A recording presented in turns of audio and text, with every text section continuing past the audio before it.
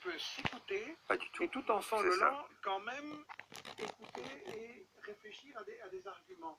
Et pas forcément qu'on doit être d'accord, mais qu'au moins on a discuté.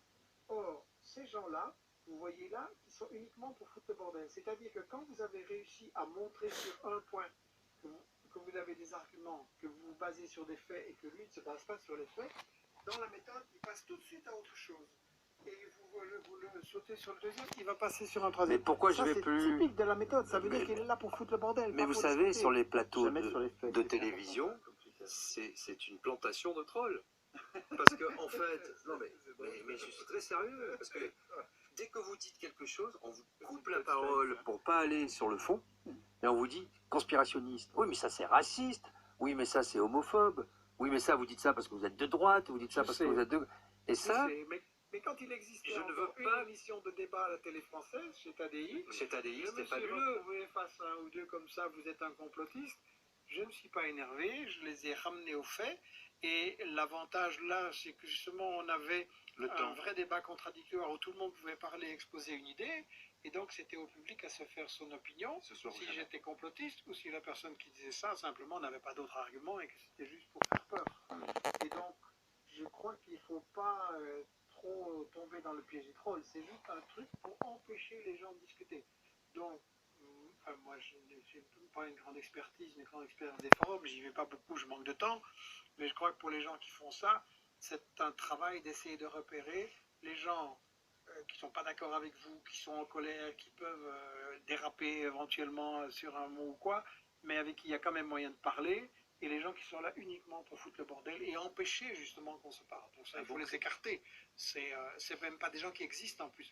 Vous avez un bonhomme qui s'appelle George Galloway en Grande-Bretagne, c'est un député travailliste indépendant maintenant, qui a constaté que son compte Wikipédia avait été déformé pendant des années, jour et nuit. Ah ben je vous raconterai une anecdote. Compris par un bonhomme dont il citait le nom que j'ai oublié, qui apparemment passait sa vie, dès que Galloway mettait quelque chose sur Wikipédia, ou sa bio, à le déformer.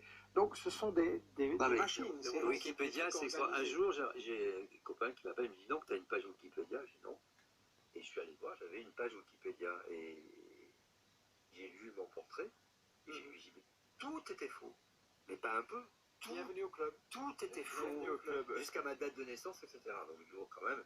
Donc je me suis inscrit, j'ai fait la procédure. Et un soir où moi aussi j'ai pas beaucoup de temps, il était 2h du matin, j'ai commencé à corriger.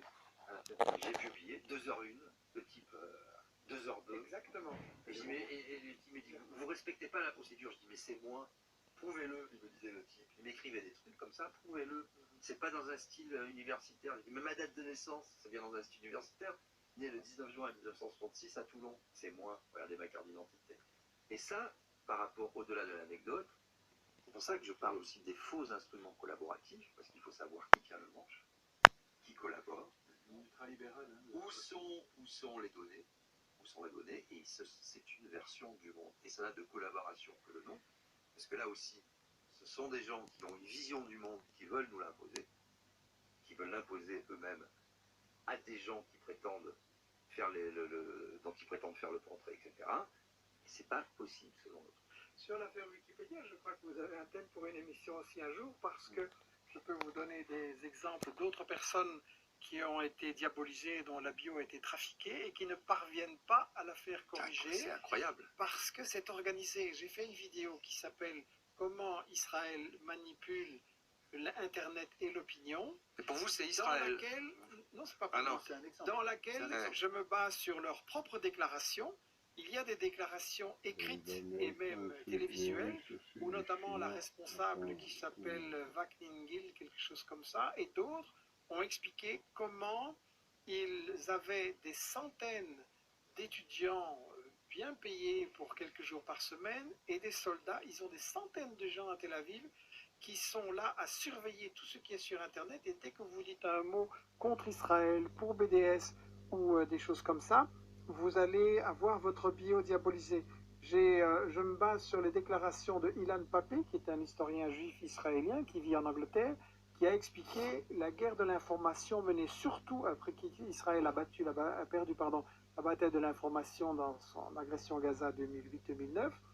Et il y a eu un travail du ministère des Affaires stratégiques qui est chargé de saloper les biographies de Wikipédia